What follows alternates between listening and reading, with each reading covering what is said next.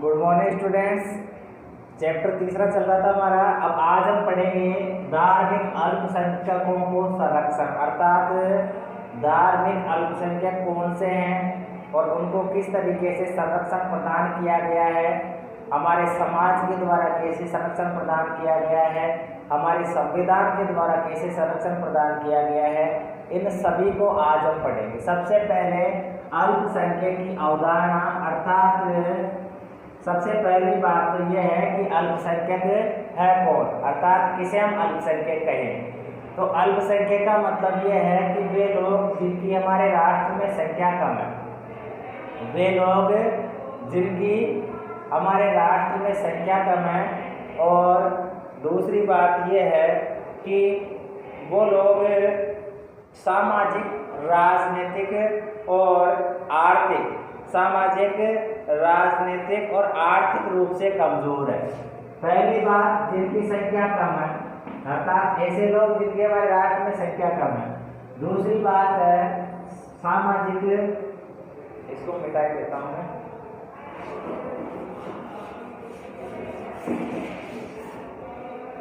पहली बात तो क्या है कि जिनकी संख्या कम है, पहली चीज तो होगी अल्पसंख्यक किसे कहेंगे, जिनकी संख्या कम है। दूसरी चीज है जो सामाजिक, आर्थिक व राजनीतिक दृष्टि से कमजोर है, दृष्टि से कमजोर।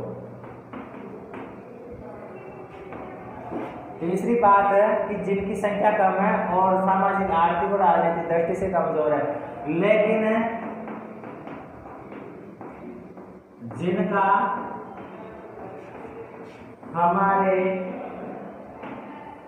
देश के विकास में या निर्माण में योगदान रहता है, चाहे से वो किसी भी क्षेत्र में लो, ठीक है, और अभिन्न हिस्सा है हमारे संस्कृति का, हमारी सभ्यता का एक अभिन्न हिस्सा है, ठीक है। इस तरीके से उनका महत्वपूर्ण योगदान है। तो ऐसे जो समुदाय हैं, ऐसे जो समुदाय हैं, उन समुदाय को यह क्या कहते हैं, अल्पसंख्यक कहते हैं।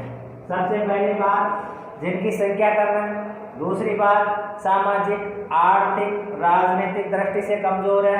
तीसरी बात, अब इतना अंतर है कि वो एक तो बहुसंख्यक लोगों के बीच में रह रहे हैं, फिर भी उनका हमारे देश के विकास में योगदान है, सभ्यता, संस्कृति के विकास में योगदान है, हर तरीके से उनका योगदान रहता है। तो ऐसा जो समुदाय होता है, उसी समुदाय को किस नाम से जाना जाता है, अल्पसंख्यक के नाम से जाना जाता है, या अल्पसंख्यक कहते हैं। ऐसे समुदाय को क्या कहते हैं, अल्पसंख्यक कहते हैं।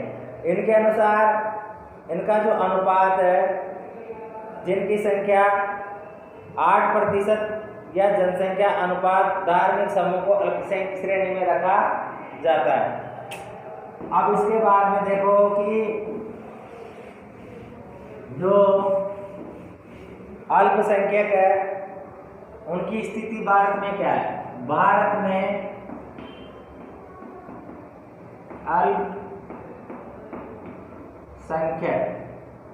भारत में जो अल्पसंख्यक है वो किस तरीके से है, तो हम देखें तो जो अल्पसंख्यक है उनमें क्या है कि भारत में जो अल्पसंख्यक है उनकी दो श्रेणियां पाई जाती है, अर्थात हमारे संविधान ने दो भागों में अल्पसंख्यकों को वर्गीकृत किया है। पहला भाषाई अल्पसंख्यक और दूसरे है धार्मिक अल्पसंख्यक, अर्थात दो कैटेगरी में डिवाइड कर दिया। एक तो जो भाषाई अल्पसंख्यक है, दूसरे जो धार्मिक अल्पसंख्यक है। अब देखिए ये जो श्रेणियां, इसके आधार पर ये समुदाय है, इनको हम 6 भागों में बांटते हैं। कितने भागों में? 6 भागों में बांटते हैं। सबसे पहले 6 भागों में, इनको कितने भागों में बांटा जाता है? तो इनको 6 भागों में बांटा जाता है। इन दोनों को कितने भागों में बांटा जाता है? 6 भागों में। इनको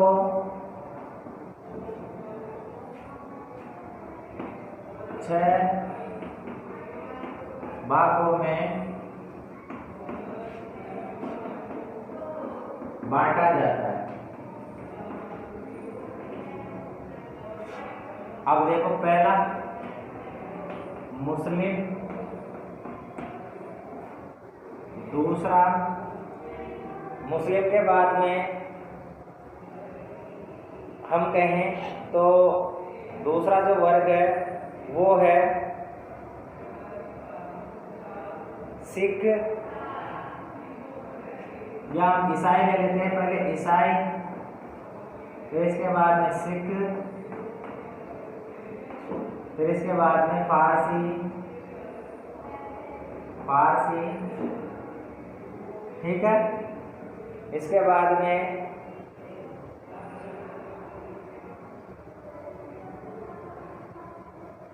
मुस्लिम, ईसाई, सिख, बौद्ध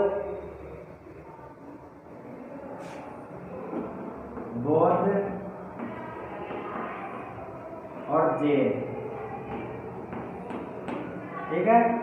तो ये 6 वर्ग डिवाइड कर दिए। अब देखो, इनका प्रतिशत है वो प्रतिशत भी अलग अलग पाया जाता है।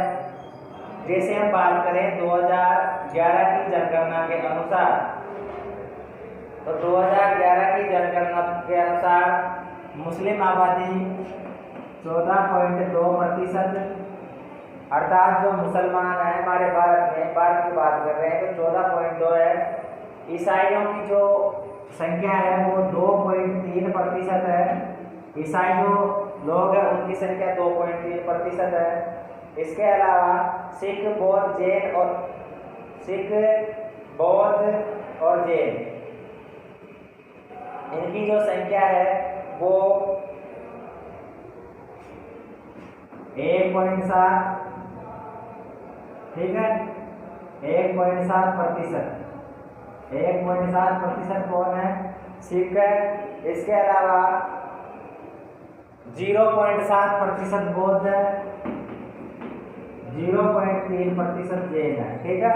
तो इस तरीके से ये प्रतिशत में इनकी पार्ट्स की संख्या बहुत कम पाई जाती है, ठीक है। या कुछ ही देखने को मिलते हैं 0.7%। इसमें अन्य जो सभी है, चाहे से हम इसको पूरा लेते हैं तो इस तरीके से क्या होता है कि ये संख्या इनमें पाई जाती है। ये प्रतिशत होता है इनमें अलग अलग।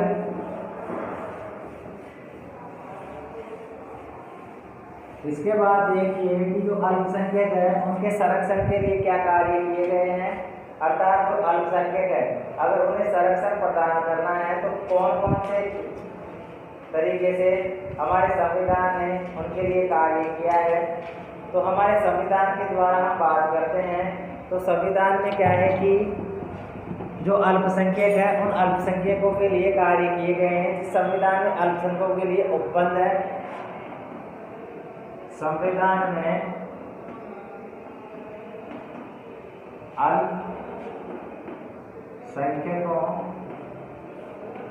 के लिए उपबंध नियम बनाए गए हैं जो अल्पसंख्यकों को संरक्षण प्रदान करते हैं। इसके अलावा राष्ट्रीय अल्पसंख्यक आयोग, राष्ट्रीय अल्पसंख्यक आयोग की स्थापना, राष्ट्रीय अल्पसंख्यक आयोग की स्थापना भी की गई है, ठीक है, 1993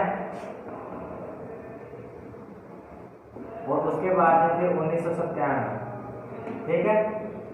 इसके बाद में देखिए अल्पसंख्यक कल्याण के लिए प्रधानमंत्री 15 सूत्रीय कार्यक्रम, अल्पसंख्यक समुदाय के कल्याण हेतु प्रधानमंत्री 15 सूत्रीय कार्यक्रम, और ये चलाया गया 2006 में। कब चलाया था? 2006 में ये कार्यक्रम चलाया गया। इसके अलावा सच्चर समिति की सिफारिशें भी लागू की गई, जो इनको संरक्षण प्रदान करती है। सच्चर समिति, इनको संरक्षण प्रदान करने के लिए सच्चर समिति बनाई गई। अल्पसंख्यकों को शिक्षा भी प्रदान की जाए, इसके लिए भी प्रयास किए गए हैं। अल्पसंख्यकों को शिक्षा प्रदान करने हेतु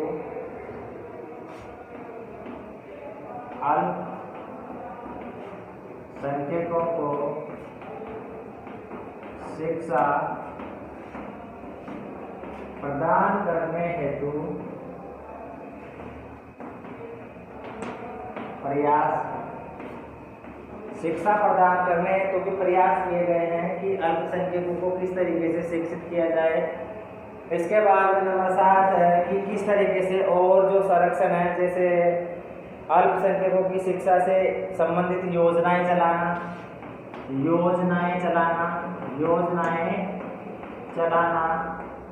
इसके बाद में बात करते हैं तो मदरसा शिक्षा, जैसे मुस्लिम समाज में मदरसा व्यवस्था, ठीक है। इस तरीके से क्या है कि किस अनेक तरीके से कल्याण, लोगों के कल्याण के लिए, अल्पसंख्यकों के उत्थान के लिए कार्य किए गए, ठीक है।